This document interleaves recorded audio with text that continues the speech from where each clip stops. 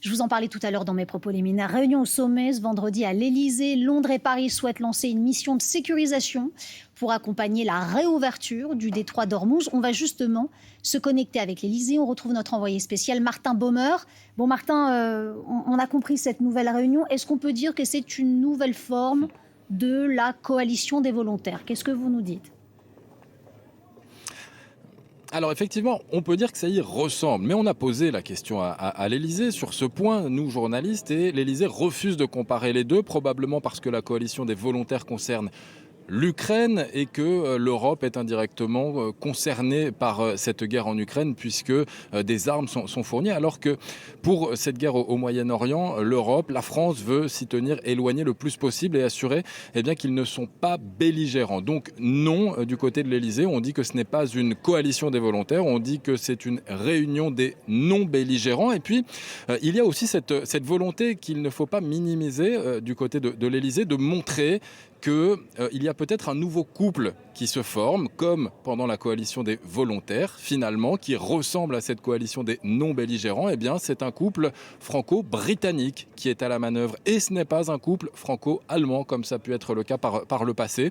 Par exemple, Keir Starmer, le Britannique, va arriver d'une seconde à l'autre, ici, à l'Elysée, pour une première réunion de travail avec Emmanuel Macron, un déjeuner de travail. Et ce n'est qu'à 14 heures que Friedrich Merz, pour l'Allemagne, et Giorgia Meloni viendront ici à l'Elysée. Dernière chose aussi sur les présents, vous savez, les Américains ne sont pas là, les Allemands voulaient qu'ils soient là, pas les Français, pas les Britanniques, les Américains ne sont pas là, les Israéliens ne sont pas là, les Iraniens ne sont pas là, parce que du côté de l'Elysée, on insiste sur le fait qu'il faut que ce soit une réunion de non-belligérants pour que ça puisse avancer. Alors justement, Martin Baumer, cette réunion des non-belligérants, quels objectifs? Que dit l'Elysée à ce sujet? Alors, il y a plusieurs objectifs. Il y a une idée un peu globale de réussir à peser politiquement, évidemment, alors qu'on n'est pas forcément impliqué dans des discussions, mais il y a une volonté de mettre des lignes rouges, de faire respecter en quelque sorte le droit de la mer. Comment ça pourrait se traduire? Par des planifications qui sont déjà bien avancées. C'est pour ça que la réunion aujourd'hui ne va pas durer très longtemps. C'est parce que les planifications ont été avancées par les chefs d'état-major. Donc, planifier certaines lignes rouges sur le droit de la mer. Par exemple, s'assurer que le détroit n'est pas miné. Donc, des bateaux pourraient s'avancer dans le détroit européen, mais pas que, parce qu'il y a aussi plusieurs pays dans le monde qui vont participer à cette coalition. S'assurer que le détroit n'est pas miné. S'assurer aussi qu'il n'y a pas de péage qui est fait payer, en tout cas par les Iraniens, et s'assurer aussi que certains bateaux puissent passer en toute sécurité. Donc, pouvoir escorter ces bateaux. Donc c'est ça l'idée finalement, c'est de réussir à fixer certaines lignes rouges pour que dans quelques heures maintenant, quand les 4 dirigeants européens vont venir s'exprimer ici à l'Elysée, ce sera le cas vers 16 heures, il y en aura une expression, qu'il y ait une sorte de planification européenne qui sera transmise aux autres partenaires mondiaux pour sécuriser ce détroit d'Ormuz une fois, et c'est encore précisé à maintes reprises par l'Elysée, une fois seulement que le cessez-le-feu sera durable. Merci beaucoup Martin Baumer avec les images de David Martin. Pour m'accompagner autour de ce plateau, Patrick Martin-Génier, soyez le bienvenu. Merci. Enseignant à Sciences Po, expert des questions européennes et internationales. Ariane Ferrand, journaliste contributrice au service Débat et Idées du Monde. Caroline Motte, notre éditorialiste politique France Info TV. Un mot sur cette réunion des non-belligérants, parce que les mots ont un sens. Il faut que nous les utilisions à bon entendeur, bien sûr. Est-ce qu'on va, une fois encore, être à la hauteur de nos attentes? Alors la question est assez difficile, mais les attentes sont nombreuses, avec l'épée de Damoclès américaine. On connaît le poids de notre allié aussi sur cette question, notamment d'Ormuz. On a vu les objectifs, ils sont nombreux. Les objectifs sont tout à fait nombreux, ils sont ambitieux, mais ce qui me paraît tout à fait intéressant, c'est qu'il y a effectivement cette coalition. Alors certains ne veulent pas l'appeler coalition des volontaires, mais ça y ressemble quand même fortement, des États non belligérants, mais surtout avec Keir Starmer, le Premier ministre britannique, qui est à l'initiative de la manœuvre. Il y aura aussi une réunion la semaine prochaine au Royaume-Uni. Keir Starmer qui, vous savez, on parle de la relation spéciale entre le Royaume-Uni et les États-Unis, cette relation très importante, et là, Keir Starmer, c'est véritablement départi de la position du président américain, n'a absolument pas voulu rentrer dans un conflit, à l'instar des autres chefs d'État et de gouvernement.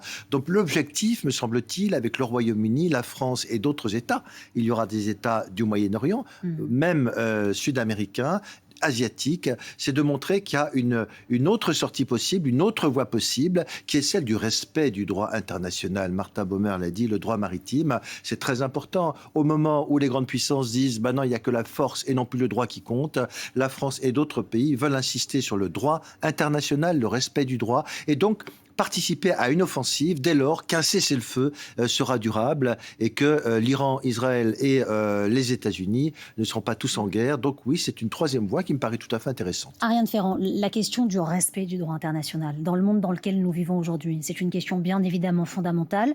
La France, qui se positionne ici très stratégiquement, et c'est le cas depuis le début, depuis même la guerre en Ukraine.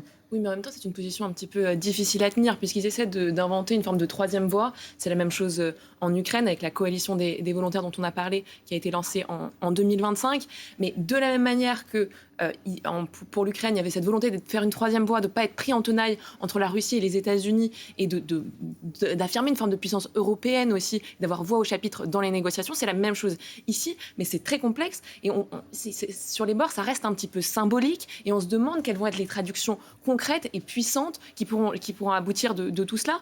D'ailleurs, quelque chose d'assez notable, c'est qu'ils n'interviendront que quand les hostilités auront complètement cessé. Et notamment le cessez-le-feu actuel, ça n'est pas suffisant. Mais le risque, c'est que ce soit un objet très théorique qui arrive après la bataille et qui ne fasse finalement pas grand-chose. Si on lit entre les lignes de ce que vous nous dites, c'est tout ça pour rien ? Peut-être pas tout ça pour rien, mais en tout cas peut-être pas grand-chose. Après, quand même, malgré tout, il y a aussi, dans cet enjeu symbolique, il y a l'idée de montrer que malgré tout, ils essaient de diplomatiquement montrer que quelque chose d'autre existe, que quelque chose d'européen et peut-être même quelque chose d'ad hoc, c'est-à-dire que là c'est une coalition non seulement européenne mais une coalition ad hoc avec d'autres pays, et donc dans ce jeu international c'est une manière de réinventer les relations internationales. Caroline Mott, deux choses, la question symbolique qu'on vient d'évoquer à l'instant et la question sémantique de l'autre côté. Il y a une importance apparemment capitale à ne pas confondre la réunion des non-belligérants et la coalition des volontaires. Vous nous expliquez politiquement pourquoi ? Alors, politiquement, ce que Emmanuel Macron essaye de faire, c'est d'abord de montrer une certaine unité européenne. Il y a un objectif européen de montrer que, oui, l'Europe participe aussi à cette mission de sécurisation. Donc Emmanuel Macron, il veut en être. Il ne faut pas oublier quand même que c'est un chef de l'État en fin de quinquennat. Là, il vient d'entamer sa dernière année de quinquennat. Il veut peser, il a toujours voulu peser sur la politique internationale. Il s'y est beaucoup raccroché. Aujourd'hui, il veut être à l'initiative. Donc cette initiative avec Keir Starmer est évidemment très symbolique, on ne sait pas ce qui en ressortira, mais il y a cette volonté de peser dans le débat et de fédérer les bonnes volontés. C'est ça qu'il essaye de faire aujourd'hui. Dans les bonnes volontés, justement, parce que vous l'évoquez, il y a les symboles derrière. Giorgia Meloni qui fait le déplacement, Friedrich Merz qui fait également le déplacement. Il y a un signal. Il est entouré d'une trentaine de pays européens et il y a des signaux. C'est-à-dire que Giorgia Meloni, aujourd'hui, elle essaye aussi de se détacher de Donald Trump. Elle est conviée, elle y va. Friedrich Merz, évidemment, ça compte, c'est quand même le couple franco-allemand, même si là, il n'est pas à l'initiative et que c'est le couple franco-britannique. Ça veut dire quelque chose, ça veut dire que voilà, l'Europe veut en être, l'Europe veut continuer à peser. Après, est-ce que ça aura des répercussions vraiment directes ou est-ce que c'est une manière stratégique de montrer qu'ils veulent encore exister ça, c'est autre chose. Eh bien, à ce sujet, je vous propose qu'on écoute le président américain. Vous savez, hier, il a été interrogé sur le perron de la Maison-Blanche avant de prendre un hélicoptère et faire après une prise de parole un peu plus longue. Et c'est une parole qui est passée un peu entre les lignes. Vous allez nous dire si vous l'avez entendu. Le président américain qui en remet une petite couche sur l'OTAN et sur les Européens au sujet d'Ormuz. C'est pas passé pour Donald Trump. Regardez ce qu'il dit. Concernant les alliés de l'OTAN qui ne sont pas venus en guerre avec nous, vous savez, nous avons dépensé des milliards pour eux. Et quand je leur ai demandé de participer de façon réduite à la guerre en Iran, ils ont refusé. Rappelez-vous de ce que j'ai dit, ils n'étaient pas présents à nos côtés. Nous étions à leur côté pour l'Ukraine. D'ailleurs, la guerre en Ukraine ne se serait jamais produite si j'étais président. Lorsqu'ils ont eu des problèmes, nous les avons aidés. Nous leur avons demandé de nous aider, ils n'étaient pas présents. Donc je pense que maintenant, ils vont avoir un problème.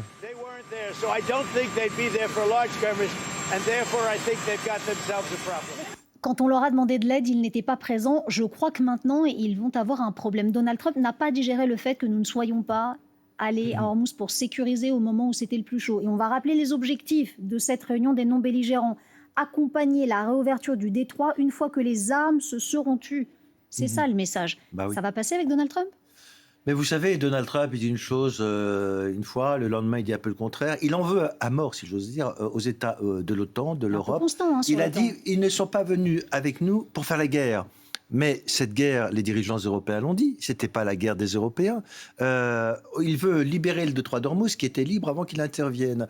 Donc évidemment que l'OTAN est une alliance purement défensive. Ce n'est même pas dans le traité que d'aller à l'extérieur du territoire de l'OTAN pour participer à une guerre. C'est même contre ce traité de l'OTAN. Donc ça n'a aucun sens. Il aurait voulu que nous soyons une armée disponible pour faire sa guerre au Moyen-Orient. Donc évidemment que ce n'était pas acceptable. Tout le monde l'a refusé. Et donc aujourd'hui, il nous en veut. Il est en train de dire « je veux envisager de quitter l'OTAN ». D'abord, tout seul, le président américain ne peut pas quitter l'OTAN parce que c'est un traité international. Il faudrait l'autorisation du Congrès des États-Unis. Ça bouleverserait complètement la sécurité du continent européen. Et donc bien évidemment qu'il nous en veut. Mais son horizon politique, il est extrêmement réduit parce que même les Américains ne voulaient pas de cette guerre. Et enfin, vous parliez tout à l'heure des dirigeants européens. Ils ont bien compris que M. Trump était devenu infréquentable.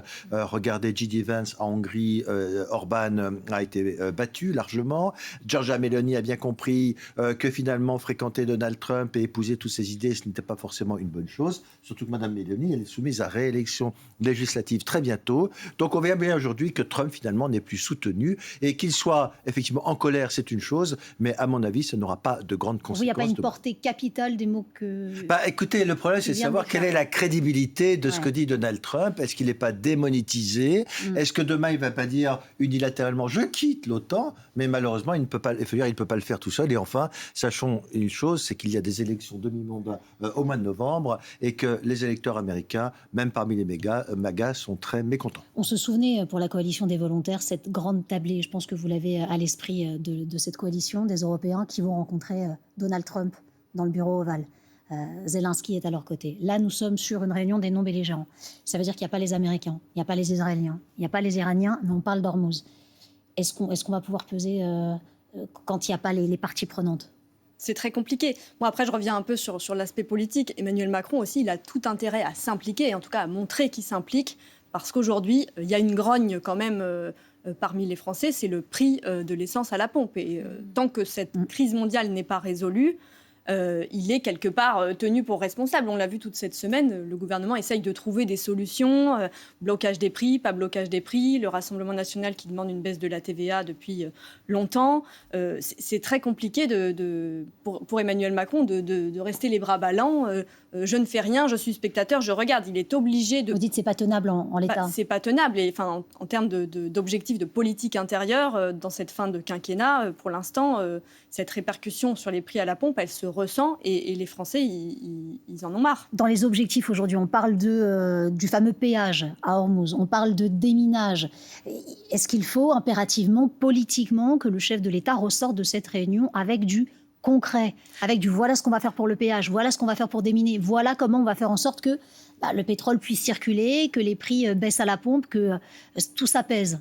En tout cas, il va falloir qu'il y ait des propositions qui soient faites. Après, c'est très compliqué d'arriver et de simplement expliquer ce qu'on va faire, alors que les principaux parties prenantes de cette histoire ne sont pas à la table des négociations. Mais je pense qu'Emmanuel Macron, il y a bien sûr des enjeux de politique interne. Et au-delà de ça, on en a un peu parlé tout à l'heure, l'un des gros éléments du bilan d'Emmanuel Macron, c'est la politique internationale. Donc là, il a envie de se réaffirmer sur cette scène-là, à la fois au niveau européen, ce qu'il fait avec ce qui se passe aujourd'hui, mais pas seulement.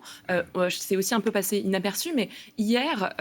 l'Élysée a fait savoir que la France voulait avoir aussi un rôle dans les négociations au Liban. Et regardez, Ariane, les images que nous voyons, Ariane Ferrand, à l'instant, ce sont des images qui nous parviennent en direct de l'Élysée. Pour l'instant, il commence à y avoir des mouvements. Est-ce que ce sont des voitures de grands dirigeants qui sont en train d'arriver? On ne le sait pas.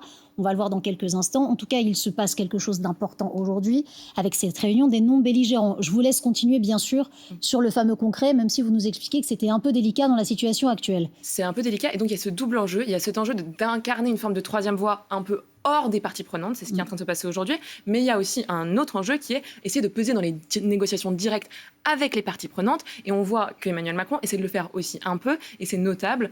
Hier, l'Élysée a fait savoir que au niveau du Liban, Israël avait expliqué qu'elle ne voulait pas que la France soit partie prenante dans les négociations, et la France a répondu qu'elle voudrait faire œuvre utile et que finalement tout le monde aurait besoin d'eux, parce que la France est quand même très présente en termes diplomatiques au Liban, et que même Israël aurait besoin de la France. Mais est-ce qu'on n'est pas en train de s'imposer là où les belligérants ne veulent pas de nous ? Les Américains, grandement, les Iraniens, les Israéliens. Ça paraît difficile de s'imposer quand on dit non, on ne veut pas de vous. Généralement, on ne vient pas à la table de quelqu'un quand on n'est pas invité. Oui, tout à fait. Je crois qu'on est, passez-moi l'expression, mais complètement grillé, tant au temps de Donald Trump. C'est dit. Voilà, c'est dit qu'Israël, on a beaucoup de reproches qui sont faits par Israël, qui considère que nous ne l'avons pas suffisamment soutenu, notamment après le 7 octobre, notamment par rapport à tout ce qui s'est passé en France vis-à-vis du Hamas. Nous ne sommes pas du tout soutenus par Donald Trump, qui considère également que nous ne sommes pas partis dans sa coalition pour la guerre.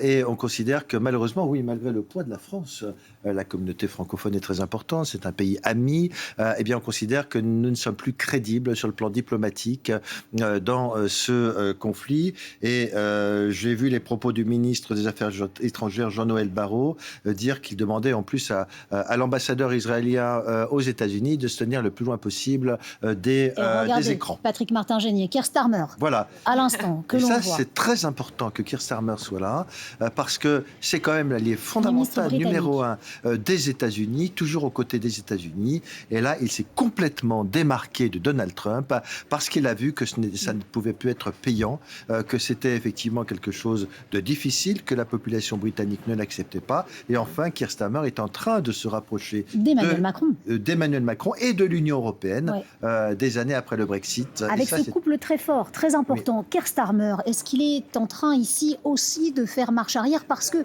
il n'a pas été chouchouté, si vous permettez le terme, par le président américain, qui a eu des mots très forts à son endroit. Absolument. Ça n'est pas Churchill, l'a-t-il dit Absolument. notamment. C'est pas Churchill, il a même dit, c'est Neville Chamberlain, celui qui a fait les accords avec Hitler en 1938. Vous voyez un peu l'insulte quand même, vis-à-vis d'un allié loyal vis-à-vis des États-Unis. On a vu cette poignée de main, on a vu ce sourire. Oui. Est-ce que c'est le nouveau couple franco-allemand qui serait devenu le couple franco-britannique ? Est-ce que ça fait partie aussi des nouveautés ? On voit à quel point le monde change. Oui. C'est un nouveau monde auquel nous assistons chaque jour, avec ces guerres, avec le fait que le droit international soit bafoué.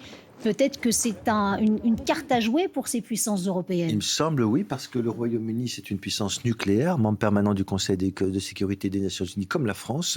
Nous avons tous les deux pays, la possibilité de peser sur la scène internationale, notamment vis-à-vis des États-Unis. Et n'oublions pas que la politique étrangère, elle est souvent en lien avec la politique intérieure. Le 7 mai prochain, Keir Starmer est soumis à des élections régionales, locales, notamment en Écosse, et il a peur de la montée de l'extrême droite et de l'opposition. Il est en position très difficile. On parle même d'un éventuel remplacement de Keir Starmer à Downing Street. Donc, il faut faire très attention. Donc, il a tout intérêt à se rapprocher d'Emmanuel Macron et de l'Union européenne. Je crois que cela, c'est gagnant-gagnant au moment où la relation franco-allemande traverse quelques difficultés. C'est intéressant de mettre cela en perspective aussi avec les moments politiques que nous vivons dans notre pays en France. Nous sortons d'une séquence municipale et nous nous dirigeons vers une présidentielle où tout aussi est en train de se jouer aujourd'hui. Et encore une fois, les pôles peuvent s'inverser en fonction de qui sera à la place d'Emmanuel Macron en 2027. Oui, c'est sûr. On le voit sur les images, c'est très symbolique. Ça se passe à l'Élysée, ça se passe autour d'Emmanuel Macron. Mais c'est vrai que il y a beaucoup de questionnements sur qui remplacera Emmanuel Macron en 2027. Est-ce que ce sera toujours une personnalité du socle commun ou est-ce que ça sera une personnalité du Rassemblement national ou même, pourquoi pas, peut-être Jean-Luc Mélenchon, on ne sait pas. En tout cas, il y a quand même beaucoup de questionnements. Si c'est l'extrême droite qui arrive au pouvoir, il y a beaucoup de questionnements sur comment se positionner à l'international. Est-ce qu'un Jordan Bardella ou une Marine Le Pen aura les épaules pour faire face à Donald Trump ? Beaucoup se sont demandé, est-ce qu'on les imagine dans le bureau ovale ? Aujourd'hui, Emmanuel Macron a quand même toujours une crédibilité sur le plan international. Et donc, aujourd'hui, il montre quand même cette initiative européenne. C'est très symbolique que ça se passe à l'Élysée, quand même. On vient de voir un tour de table de l'intérieur de l'Élysée. Ça a été très furtif. On vient de le voir. Le poids des images, le poids des images, ça a un poids, bien évidemment, vous le dites, qui est capital. Et c'est précisément aussi ce que les Français attendent. Ils veulent aujourd'hui des réponses très concrètes.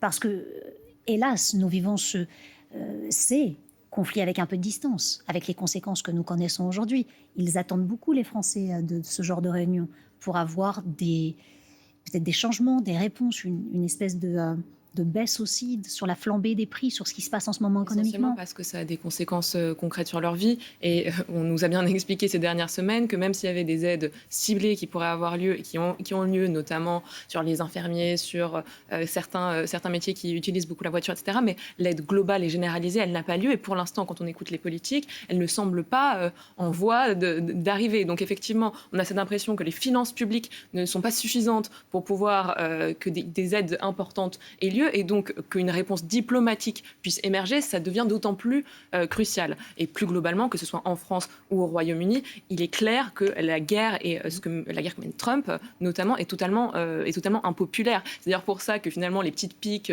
de Donald Trump à Keir Starmer, ça n'a pas tellement fait tiquer, si vous voulez, Keir Starmer, parce que dans son pays, la guerre est très impopulaire. On a vraiment l'impression que l'Iran s'est radicalisé et qu'en plus, ça a des conséquences sur les prix majeurs. Patrick Martin-Génier, en un mot, est-ce qu'aujourd'hui nos objectifs peuvent aussi légèrement dévier? On sait qu'on va parler péage, on sait qu'on va parler déminage d'Ormuz, on sait qu'on va parler solidarité.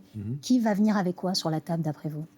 Écoutez, c'est vrai qu'on attend quand même de cette coalition qui est là, eh bien, de dire qu'elle peut contribuer. La France peut amener des bateaux, des hélicoptères. On attend des autres pays, notamment le Royaume-Uni, qu'ils amènent un certain nombre de matériel militaire, notamment pour contribuer, je crois que c'est très important, d'une part au déminage et d'autre part à la liberté de circulation dans ce détroit.